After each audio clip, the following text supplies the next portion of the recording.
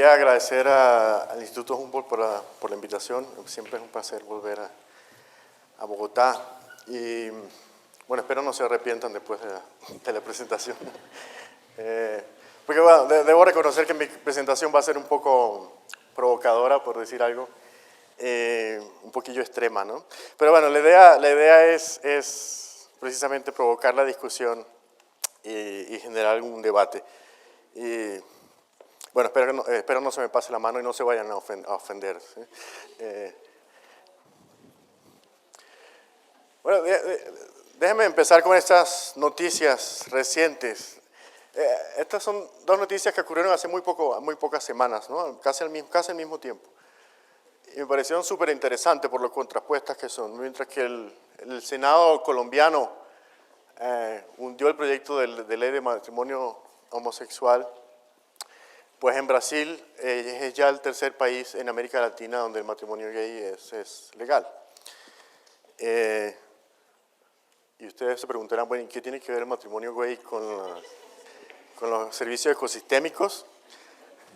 Bueno, la respuesta es nada. Yo solo quería que se despertaran los que estaban haciendo la siesta. No, más en serio, yo creo que en realidad sí tiene mucho que ver. Tiene que ver porque estos son, bueno, esta decisión, como casi todas las decisiones, son productos de dos grandes factores. Uno es el sistema de valores de una sociedad y otra es, digamos, el contrapeso de fuerza, el contrapeso de poder. Y lo que es interesante de este tipo de decisiones es cómo grupos minoritarios que tienen poco poder, en este caso la comunidad homosexual, pueden obtener reivindicaciones dentro de un sistema representativo democrático. Sin embargo, estos grupos no tienen manera de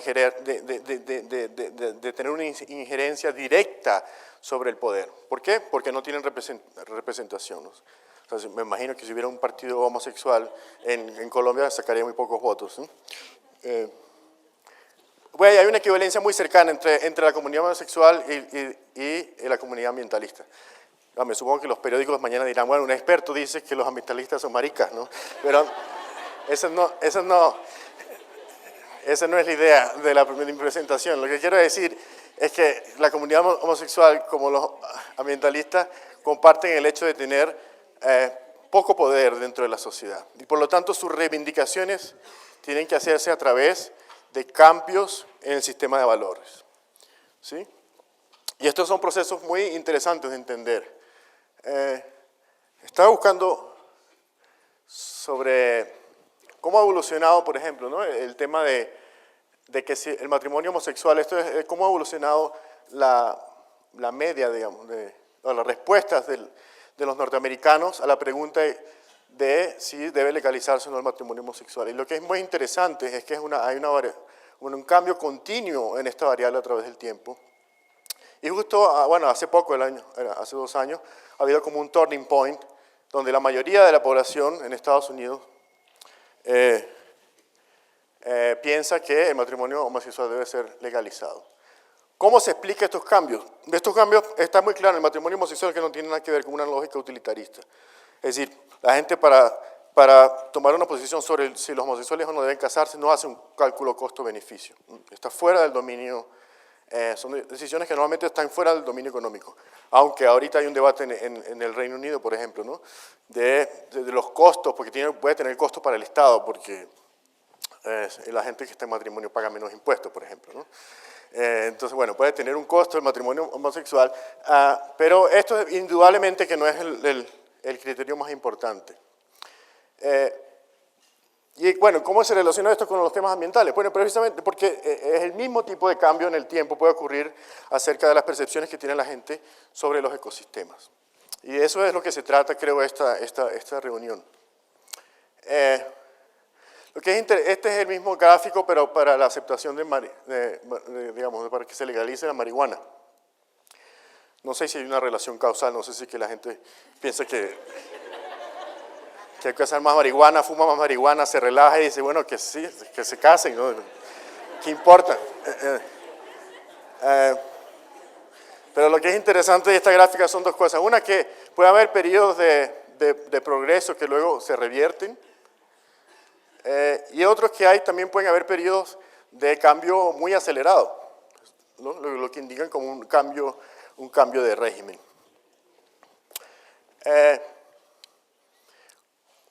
Y esto, bueno, esto es lo que apunta a mi presentación. Lo que yo quisiera entender como académico es qué es lo que explica estos cambios en el tiempo en los sistemas de valores de la sociedad. Y esto se puede aplicar a temas ambientales y a temas de conservación de los servicios ecosistémicos de los ecosistemas. Un ejemplo muy reciente, muy interesante, es lo que pasó en Alemania como producto de la crisis del tsunami en Japón. Después de la crisis de Japón, Alemania decidió cerrar, creo que unos 7 plantas nucleares que tenía y cerrar a largo plazo la fuente nuclear de energía para el país. Una decisión que es claramente irracional. No tiene nada que ver, lo que pasa en Japón, con las probabilidades de accidentes nucleares en Alemania. Lo que cambió fue la percepción social del riesgo. Y este cambio en la percepción social de riesgos se reflejó en decisiones tomadas por el Parlamento. Y de nuevo, esto no tiene nada que ver con análisis costo-beneficio. Los alemanes no cambiaron su decisión de cerrar las plantas nucleares porque vino un académico y les dijo que los costos posibles de un accidente nuclear en Alemania son inmensos. Ellos ya lo sabían. Lo que cambió fue lo que produjo el cambio fue el miedo y las imágenes espantosas de Japón, que son totalmente improbables de pasar en Alemania, ¿no? Entonces, bueno, voy a en lo que sigue de presentación va a ser un poco más seria y voy a tratar de desmontar un poco cuáles son las bases del marco de servicio ecosistémico. Me van a perdonar por eso, porque sé que de esto depende el trabajo de muchos de ustedes, pero inclusive el mío. Pero bueno, comencemos con este marco que fue, como fue dicho aquí en la presentación inicial de ayer, se consolidó a partir del Millennium Ecosystem Assessment. Y a partir de este marco uno puede llegar a ciertas conclusiones acerca de qué es lo que constituye el marco. Un aspecto muy interesante del marco es, primero, su énfasis en los servicios, en contraposición a lo que podríamos llamar los perjuicios ambientales. La naturaleza, como ya bien dijo Eric, produce tanto servicios positivos como perjuicios ambientales. Y como vamos a ver más adelante, los perjuicios pueden ser muy importantes desde el punto de vista económico. Fue importantísimo desde el punto de vista económico. Sin embargo, el marco, desde su inicio, solo considera los servicios positivos, lo que es un enorme sesgo que no está claramente justificado. Lo otro que es importante del marco es la compartimentalización de los servicios, ¿no? La identificación de categorías discretas de servicios ambientales. Y esto, como vamos a ver más tarde, y como hemos visto en las presentaciones anteriores, es bastante problemático, porque en realidad no refleja la manera como los ecosistemas funcionan. Es una construcción social académica que es bastante problemática cuando intenta reflejar la manera que los ecosistemas funcionan. Lo que es interesante también de este modelo es lo obvio que es. O sea, es decir, la idea de que los humanos recibimos beneficios de la naturaleza es un poco como, bueno, sí, ¿no? Es como, siempre ha sido así. ¿Cuál es el aporte? Y eso es precisamente lo que ha sido uno de los principales aportes, paradójicamente, del marco, es que ha hecho visualizar algo que debería ser obvio para todo el mundo, pero que parece que el mundo occidental se ha olvidado, que la economía y las sociedades humanas dependen del medio ambiente. Y eso es algo bien extraño en sí mismo, de por qué el mundo occidental se ha olvidado de que el bienestar humano depende de la naturaleza. Lo otro interesante del modelo es todas estas flechitas, ¿no? Y en esta En estos 2 días hemos visto flechitas, muchas flechitas, ¿no? de conectando esto con esto y esto con lo otro. Yo siempre he sido, bueno, sospechoso de los modelos que tienen demasiadas flechitas, ¿no? Pero lo interesante es que justo lo que estamos hablando en estos 2 días tiene que ver con todas estas flechitas, y por eso quizás vamos a salir bien confundidos al final, porque la valoración está justo en esa interfase entre los servicios y el bienestar. Y lo que hemos hablado en estos 2 días es precisamente de que algunas flechitas van para arriba, otras van para abajo, no todas van en la misma dirección, se necesitan unas flechitas gordas, otras flacas, ¿sí? Bueno, y eso es bastante problemático. Entonces, bueno, este es el otro modelo, este es el otro gran gráfico, digamos, gran aporte del Millennium Ecosystem Assessment. Y ha sido una convención social, me parece bien interesante este modelo, porque tiene menos flechas, pero ha sido una gran convención social de por qué enfatizar este lado del modelo y no el otro. Es decir, ¿por qué este seminario es sobre este lado del modelo y no sobre este? Y uno de los supuestos básicos es porque la visualización de los servicios ecosistémicos y su valoración económica debería repercutir, ¿sí?, sobre los drivers o sobre los factores que afectan el cambio ambiental. Es un supuesto muy duro del modelo. Y ahí es donde yo tengo muchas dudas. En parte porque, por lo que tú mencionaste, que la mayoría de los trabajos son hechos, ¿sí?, sin asegurarse que hay una retroalimentación de a ese estado. Ese es el punto clave, creo, de mi presentación, es hasta qué punto la valoración de los servicios ecosistémicos afecta, ya sea el sistema de valores de una sociedad. Es decir, si yo te digo que ese bosque vale $200, tú vas a cambiar tu relacionamiento con el bosque, aunque quizás tú ya lo sabías o no te importa, ¿sí? Y luego, o se afecta el balance de poder. Esos son los dos, como yo comencé mi presentación diciendo que esos eran los dos grandes temas en la toma de decisiones, el sistema de valores o el balance de poder. Lo que tenemos que preguntarnos nosotros es si la valoración, tanto integral como monetaria, etcétera, está influenciando algunas de esas dos variables. Yo tengo muchas dudas. Entonces, bueno, los principales aspectos constitutivos de ese marco, el primero, que está fundado en un sistema de valor utilitarista, y que los énfasis en los beneficios, ¿no?, sobre los prejuicios, la compartimentalización, como ya mencioné, y que es muy compatible con el enfoque analítico que concibe la degradación de los sistemas básicamente como una falla de mercado, y por lo tanto ha estado muy vinculado al desarrollo de mecanismos de mercado para la resolución de problemas ambientales. Y es muy compatible con todo el desarrollo teórico, digamos, de la economía ambiental. Y eso, bueno, estas dos cosas están muy vinculadas, ¿no? El marco ha estado acompañado por la utilización de instrumentos económicos en la política ambiental. Y por último, el marco también es muy compatible con los métodos convencionales de valoración económica del medio ambiente, que son mucho anterior, que fueron desarrollados mucho tiempo antes del marco, de los años, inclusive de los años 30. Entonces, lo que ha habido es una especie de sinergia entre el desarrollo conceptual y metodológico de la economía ambiental, que lleva ya, digamos, unos 70 años, con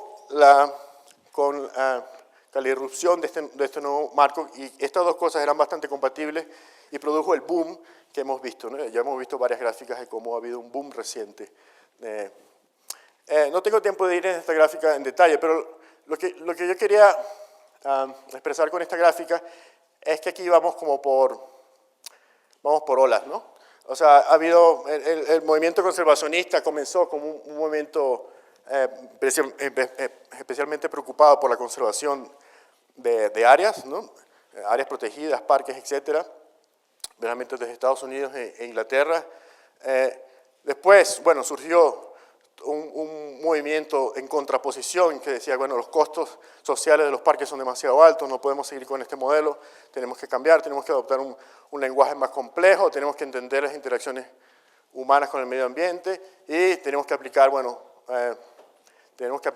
otros mecanismos de política, y ahí surgieron los proyectos integrados de conservación y desarrollo.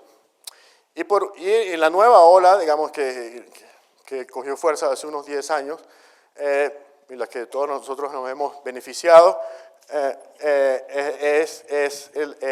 bueno, la nueva ola que está, como ya dije, caracterizada por un lado por la adopción del marco de Ecosystem Services y la adopción de mecanismos de mercado.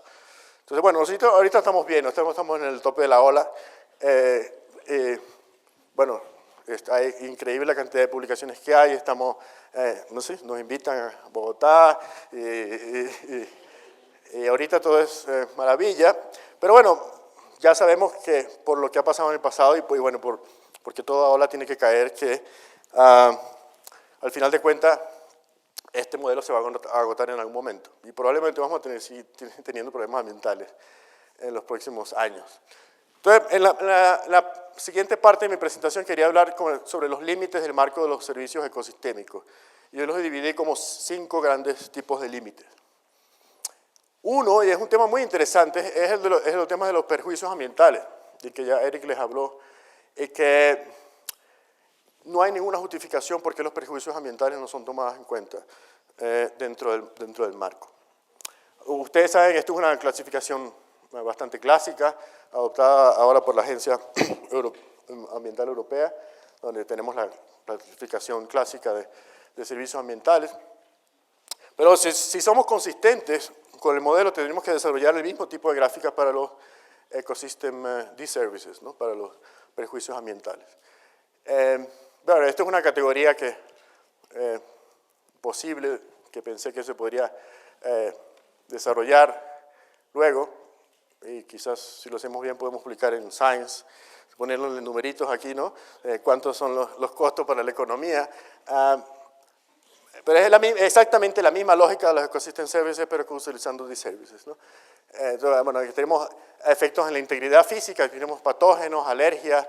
Yo me acuerdo una vez fui a un pueblo en Nepal y les pregunté cuál era el principal problema que tenían. Y yo me imaginaba que me iban a hablar de la pobreza o de los problemas con la educación, etc. Y para mi sorpresa me dijeron que el primer problema que tenían eran los ataques de tigres.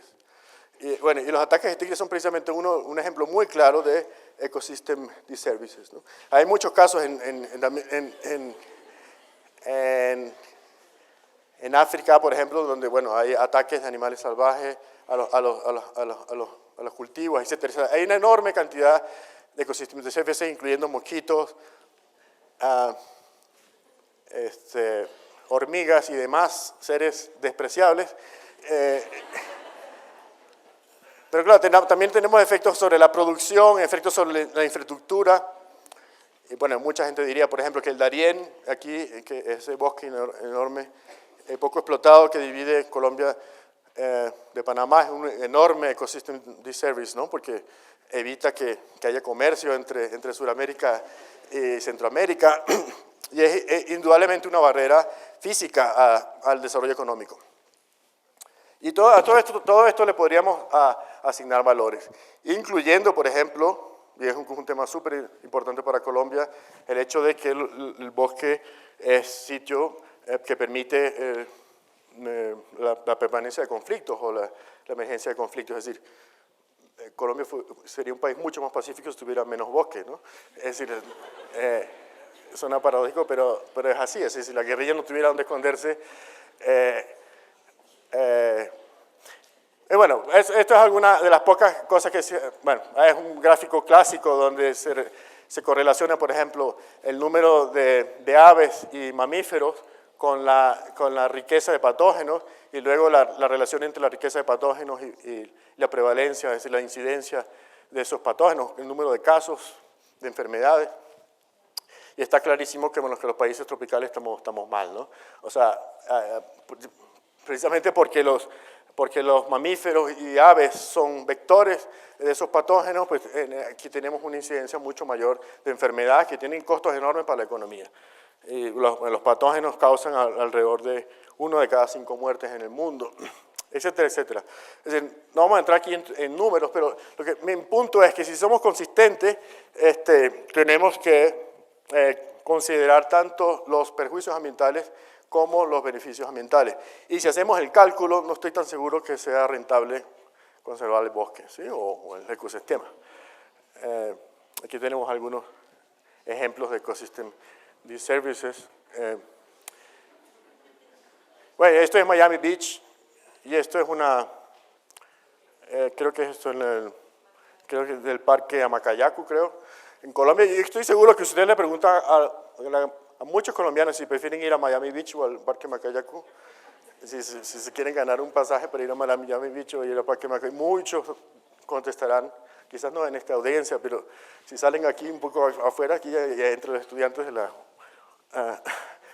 universidad ya podrán encontrar bastante que quisieran ir a Miami, ¿sí? Y bueno, que hay una gran brecha entre las preferencias sociales y la provisión hipotética, ¿sí?, de servicios ambientales. Entonces, el otro, tengo que apurarme porque tengo solo 8 minutos o así. Uno es, puede que alguien de seguridad me saque a la fuerza, ¿viste lo que estoy diciendo? Pero otro es que, bueno, creo que Eric va a hablar sobre este tema, es el problema de las dificultades de limitar la unidad de análisis, ¿no? Y yo creo que ya Berta y Sandra ayer hablaron justo sobre este tema, ¿no? De cómo incorporar la complejidad en el marco de los servicios ecosistémicos. Y vemos que esto es extremadamente difícil. Es decir, si uno tiene dos vías, una, ir por el lado de modificar el modelo, y esto hablaba mucho Thomas Kuhn en su libro sobre las revoluciones científicas, es que uno llega a un periodo de crisis del modelo, hay mucha gente que opta por aumentar el nivel de complejidad del modelo, y otros que simplemente optan por salirse de él. Bueno, ustedes deciden, pero digamos, lo que ya hemos visto en la presentación es decir, qué tan difícil es aumentarle complejidad al modelo. Y un modelo que se hace demasiado complejo se vuelve inútil. No voy a entrar en detalle aquí porque, bueno, en estos 2 días hemos visto un montón sobre en qué consiste esta complejidad. El punto importante es el sobre los trade-offs, sobre los compromisos entre servicios ambientales. Es un tema muy importante para la contabilidad, porque el hecho de que existan trade-offs hace que la agregación no sea simple. La agregación se vuelve extremadamente compleja. Esto significa que no es suficiente valorar los servicios ecosistémicos y añadirlo, sino que si uno quiere hacer una contabilidad bien hecha, tiene que considerar que el aumento de un servicio va a lograrse en detrimento de otro servicio. Y esto, desde el punto de vista contable, para cualquier contador, es un enorme desafío. El otro es de la volatilidad de valores de mercado de los servicios ecosistémicos. Y este es el Carbon Allowance Price, es como el precio del carbono de Europa, ¿no?, del mercado interno de carbono en Europa. Es súper interesante cómo ha caído de unos 30 euros por tonelada al precio actual que va más o menos por 4 euros por tonelada. O sea, colapsó el precio.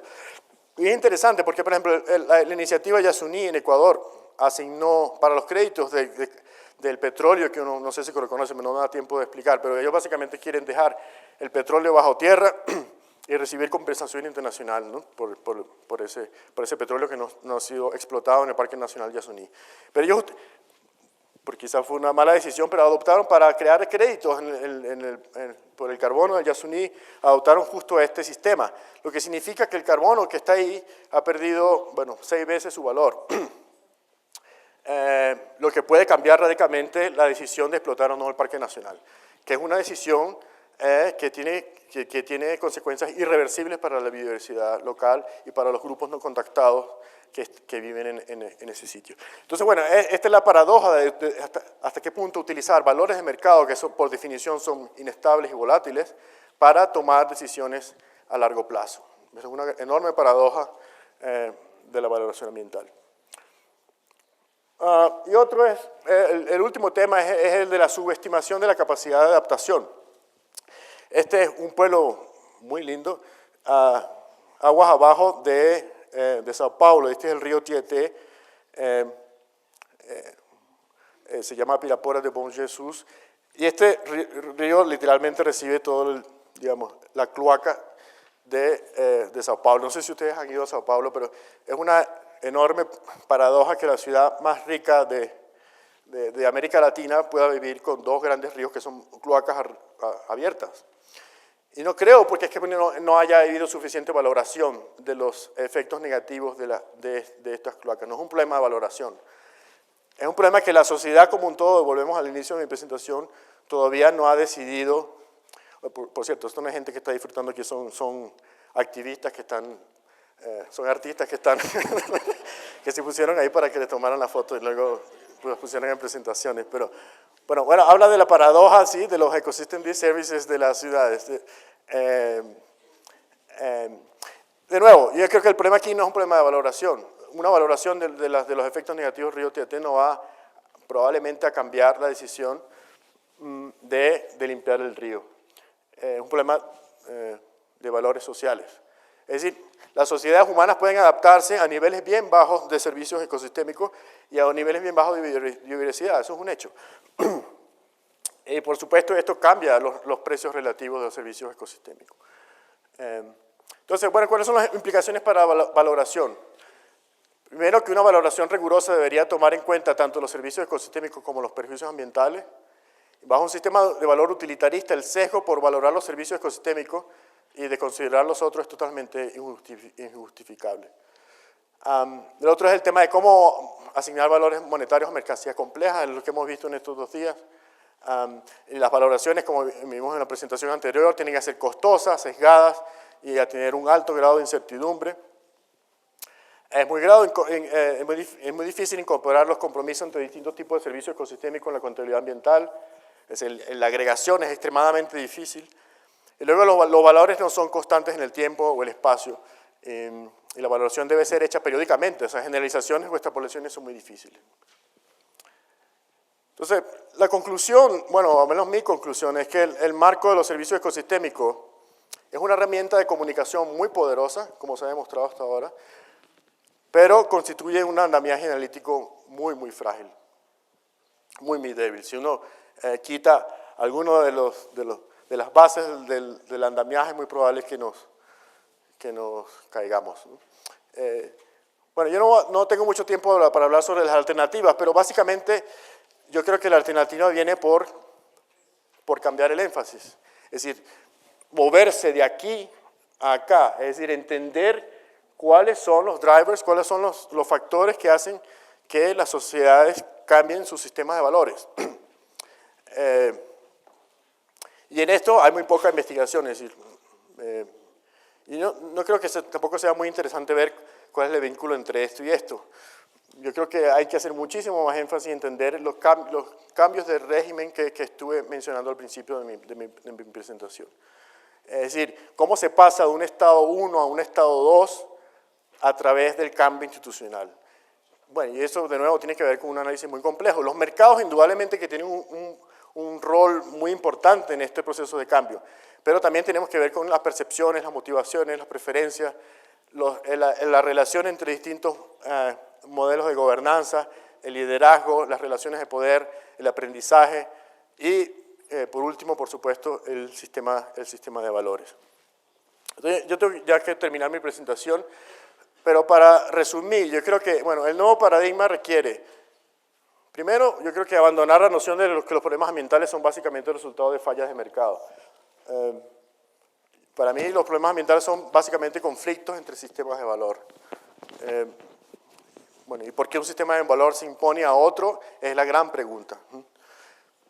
Luego que hay que mudar el énfasis de la valoración de los servicios ecosistémicos a entender los procesos de cambio socioambiental. Es decir, de mudar el énfasis de ecosystem services a los drivers o socio-ecological change. Y estos drivers ya estaban en el modelo inicial del Millennium Ecosystem Assessment. El nuevo enfoque necesariamente debe ser integrador y su objetivo esencial debe ser entender el cambio institucional, ¿no? O el cambio de valores que incluyo aquí. Y por supuesto, esto debe asumir los límites de los valores utilitaristas. Eso no quiere decir que no tome en cuenta la importancia de los valores utilitaristas, lo que quiere decir que el modelo no puede estar fundado exclusivamente sobre valores utilitaristas. Porque nuestras decisiones, así como la decisión de aceptar el matrimonio gay, no están siempre fundadas sobre valores utilitaristas. Y por último, bueno, el nuevo paradigma necesita una nueva agenda de investigación y un nuevo marco conceptual, así como supuestos diferentes sobre la relación entre investigación y toma de decisiones. Yo creo que todavía estamos al tiempo de evitar la catástrofe. Bueno, yo termino aquí la presentación.